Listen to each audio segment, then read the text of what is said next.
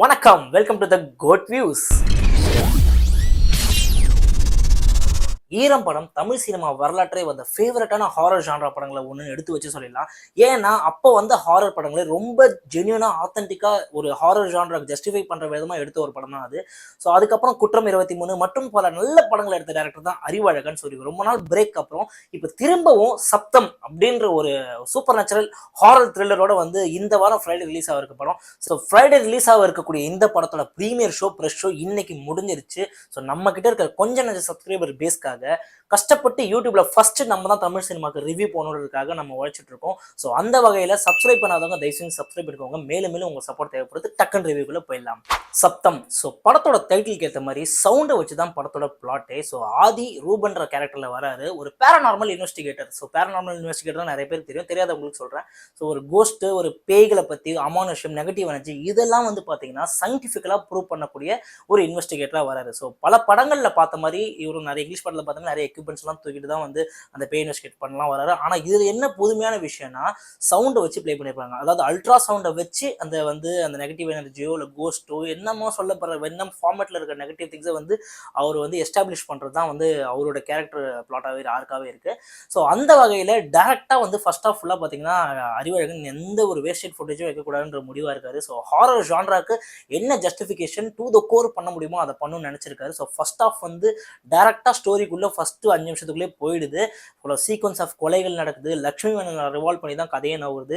So ஒரு bad, அதாவது வந்து அந்த பேட் சவுண்டை வச்சு இந்த பிளாட்டை வந்து எவ்வளோ இன்ட்ரெஸ்டிங்காக எடுத்துட்டு போக முடியும், அந்த கொலைகளையும் இந்த சீக்வன்ஸ் ஆஃப் சவுண்ட்ஸையும் வச்சு எப்படி வந்து இன்டர்லிங்க் பண்ண முடியும், இதை வச்சு தான் வந்து பார்த்தீங்கன்னா ஒரு இன்வெஸ்டிகேஷன் த்ரில்லர் ஜான்ரால தான் வந்து படம் வந்து ஃபர்ஸ்ட் ஆஃப் ஃபுல்லாகவே என்ன ஆகுது.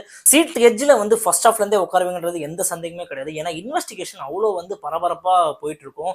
ஒரு சைடு பார்த்தீங்கன்னா உங்களை பயம்படுத்துறது வந்து ஃபோர்ஸ்ஃபுல்லாக பயம்படுத்தணும். அந்த காஞ்சனா பார்த்த மாதிரி ஊன்னு கட்டி இந்த அரண்மனை படத்தில் வந்து டமால் வந்து நிற்கும், அதுவும் கன்றாவே நிற்கும் விஎஃப்எக்ஸில். அந்த மாதிரிலாம் எந்த ஒரு கிம்மிக்ஸும் உங்களை ஆடியன்ஸை ஏமாற்ற விரும்பல.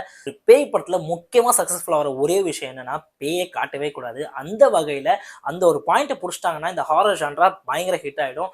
ஸோ இதே ஃபார்மேட் தான் வந்து பார்த்தீங்கன்னா ஈரம்லேயும் வந்து சூப்பராக ஒர்க் அவுட் பண்ணியிருப்பாரு. பேயை வந்து பார்த்தீங்கன்னா அவ்வளோ சீக்கிரத்தில் வந்து அந்த அகுரமாக காட்டினாலும் நமக்கு பயம் போயிடும். அதை வந்து காட்டாமலே பிளே பண்றதுக்கு இன்னுமே இந்த கதை வந்து வலுவா வந்து ஹெல்ப் பண்ணியிருந்தா சொல்லணும். ஒரு சவுண்டை வச்சு பிளே பண்ணக்கூடிய ஒரு ஒரு விஷயமா இருக்கிறதுனால ஃபர்ஸ்ட் ஆஃப் ஃபுல்லா அந்த சீக்வன்ஸ் ஆஃப் கொலைகள், இன்வெஸ்டிகேஷன், என்ன நடக்க போகுது அடுத்து, என்னதான் இந்த கதைக்கு இது வந்து இந்த கொலைகளுக்கும் இதுக்கும் லிங்க் இருக்கு, உண்மையிலுமே பேய் தானா இல்ல சயின்ஸ் ரிலேட்டட் ஏதாவது ஆகுதா, இதெல்லாம் வந்து பாத்தீங்கன்னா முடிச்சு போட்டு வந்து ஒரு இன்டர்வல்ல ஒரு பயங்கரமான ஒரு ஹை பாயிண்ட், ஒரு பேங்கரா போய் ஒரு ஒரு ஹை இன்டென்ஸான ஒரு இன்டர்வல். ஸோ இது வந்து ஒரு எமோஷனலா வந்து செகண்ட் ஹாஃப்ல வந்து நம்மளை கடத்த போகுது ஒரு ஹிண்டாவும் இருக்கு. ஸோ அந்த வகையில் ஃபர்ஸ்ட் ஹாஃப் வந்து சூப்பராக ஒர்க் அவுட் ஆகுது. சீட் எஜ்ல உட்காந்து பார்ப்பீங்கன்றது சந்தேகமே கிடையாது. ஸோ செகண்ட் ஹாஃப் என்ன நடக்கும் போது இந்த கொலைகள், இந்த இன்வெஸ்டிகேஷன்லாம் வந்து எதை நோக்கி போகுது, ஒரு இன்டர்வியூல இருக்க பாயிண்ட் இதுக்கு அப்புறம் இந்த எப்படி பார்த்தாலும் எப்படி இருக்கும். செகண்ட் ஹாஃப்ல வந்து எல்லா ஹாரர் படத்துலையும் ஒரு ஃபிளாஷ்பேக் இருக்கும். அந்த ஃபிளாஷ்பேக்ல வந்து எப்படியும் வந்து ஒரு சென்டிமெண்ட்டோ இல்லை ஒரு ட்ராஜடி நடந்திருக்கும். அது வந்து ப்ரெசென்ட்ல ரிலேட் பண்றதுதான் ஒரு ஹாரர் ஜான்ராக்கே உள்ள ஒரு உரித்தான ஒரு கதைக்களம். ஸோ அந்த வகையில இதுவுமே அதே ஃபார்மேட் தான்.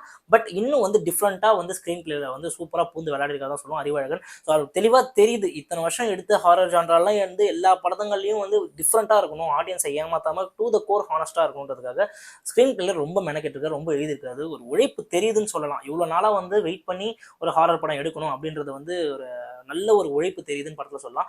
செகண்ட் ஹாஃப் போற விதமும் பாத்தீங்கன்னா உங்களுக்கு பாப்கார்ன்லாம் வாங்கிட்டு தயவு செஞ்சு வந்து லேட் பண்ணிடாதீங்க, டக்குன்னு படத்துக்குள்ள வந்துருங்க. ஏன்னா அந்த அளவுக்கு வந்து இன்னும் ஸ்பீடப் படம் எடுக்கும்.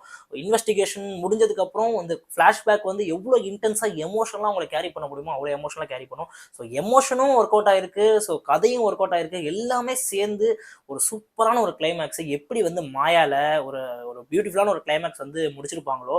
ஸோ எனக்கு வந்து ஹாரர் ஜானர்லேயே பிடிச்ச படம் மாயா தான். ஸோ அந்த பெஞ்ச் மார்க் வந்து இது வரைக்கும் எதுவுமே தொடலன்னு தான் நான் சொல்லுவேன் தமிழ்ல. ஸோ அதுக்கு அப்புறம் இப்பயுமே நான் மாயா ஒட்டு கொடுக்க மாட்டேன். அதுக்கப்புறம் இந்த சப்தம் வந்து எல்லா விதத்துலையும் வந்து ஒரு ஹாரர் ஜானர்ல சாட்டிஸ்ஃபை பண்ண தான் சொல்லணும். ஃபிளாஷ்பேக் போர்ஷன்ல வர சிம்ரன், லைலா, அப்புறம் வந்து இவங்களுக்கான கதைக்களம் என்ன, ஸோ எதனால அந்த ட்ராஜடி நடக்குது எல்லாமே வந்து பார்த்தீங்கன்னா சூப்பராக வந்து உங்களுக்கு ஒர்க் அவுட் ஆகும்னு நம்புறேன். ஸோ இதுதான் செகண்ட் ஹாஃப். ஸோ முடிச்சுட்டு வரும்போது ஒரு திருப்தியாக ஒரு ஆத்மார்த்தமா எப்பா இவ்வளோ நாளாக இந்த அரண்மனை 1 2 3 4 8 வரைக்கும் பார்த்துட்டு அந்த காஞ்சனா சீரிஸ்லாம் பார்த்துட்டு அழுண்டு போன நம்ம மக்களுக்கு தமிழ் சினிமாவில் ஒரு அற்புதமான ஒரு ஹாரர் ஒரு நைட் ஷோலாம் போய் கண்டிப்பாக வந்து பயம் வந்து வேணும் அப்படின்னு போய் பார்க்கறதுக்கு ஒரு தரமான ஒரு படமாக இருக்கும். கண்டிப்பாக நீங்கள் நைட் ஷோ இதை பார்த்தீங்கன்னா வந்து ஒரு சவுண்ட்ஃபுல்லாக ஒரு எக்ஸ்பீரியன்ஸாக ஒரு தேட்டரில் பாருங்கள். கண்டிப்பாக என்ஜாய் பண்ணுங்க. அது எந்த சந்தேகமே கிடையாது. ஸோ இந்த படத்தில் என்ன வேறு எதுவும் வந்து நெகட்டிவ்ஸ் இல்லையா, பாசிட்டிவ்ஸ்லாம் வந்து பார்த்தீங்கன்னா அடிச்சு நவுத்தியாச்சு. எல்லாமே சூப்பராக டெக்னிக்கலி பிரில்லியண்டான ஒரு படம். ஒரு கேமரா ஒர்க்லாம் டூ த டாப் நாட்ச் இருக்குது. தமனோட மியூசிக் ஸோ ஈரம்லேயே வந்து பார்த்தீங்கன்னா ஹாரர் ஜான்ராக்கு என்ன மாதிரி ஒரு ஸ்பூக்கியான ஒரு ஃபீல் கொடுக்கணுமோ அதை பயங்கரமாக கொடுத்துருப்பாரு. அந்த வகையில் அவரோட டைரக்டர் அறிவழகன் அவரோட அடுத்த ஜான்ராக்கள் ஹாரர் படத்தில் வரதுக்கு இன்னும் என்ன மெனக்கெடணுமோ அதை ரொம்ப சூப்பராக பண்ணியிருக்கான்னு தான் சொல்லுவோம். Hats off to Thaman.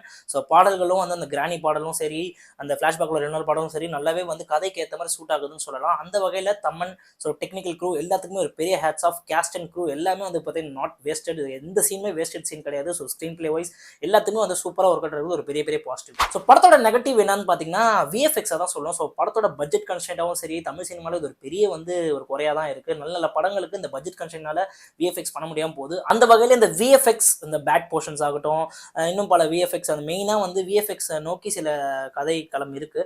கதையில் வந்து சில முக்கியமான விஷயங்கள்லாம் வருது. ஆனால் அந்த கதை வந்து பாதிக்காத வகையில் தான் இருக்குது. அந்த வகையில் இது ஒரு பெரிய லெட் ஒன் கிடையாது. இருந்தாலும் விஎஃப்எக்ஸ் ஒரு ட்ராபேக்காக வந்து இந்த படத்துக்கு ஒரு நெகட்டிவாக இருக்கிறத நான் பார்க்குறேன். ஸோ இந்த படத்துக்கு நம்ம கோட் மூவியோட ரேட்டிங் 5க்கு 4 கொடுக்கலாம். அதுக்கு எல்லா தகுதியும் இந்த படத்துக்கு இருக்குது. ஸோ அவ்வளோதான் இந்த சப்தம் படத்தோட ரிவ்யூ. இந்த வாரம் ஃப்ரைடே இந்த படத்தை பார்த்துட்டு உங்களுக்கு பிடிச்சிருந்தா லைக் பண்ணுங்கள், கமெண்ட் பண்ணுங்கள், ஷேர் பண்ணுங்கள். மெயினாக சப்ஸ்கிரைப் பண்ணாதான் சப்ஸ்கிரைப் பண்ணுங்கள். Until next video, bye from Goat.